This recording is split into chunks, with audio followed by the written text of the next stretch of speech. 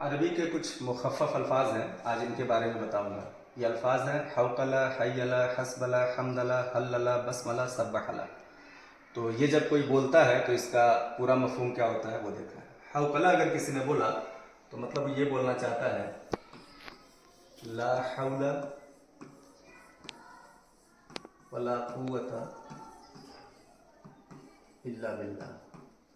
اگر کسی نے بولا حی علی تو وہ بولنا چاہتا ہے حی علی الصلاۃ۔ اگر کسی نے کہا حسبنا تو وہ یہ کہنا چاہتا ہے حسبنا اللہ ونعم الوکیل۔ اگر کسی نے کہا حمدلہ تو وہ یہ کہنا چاہتا ہے الحمدللہ رب العالمین۔ اگر کسی نے کہا حللہ تو وہ یہ کہنا چاہتا ہے لا الہ الا اللہ۔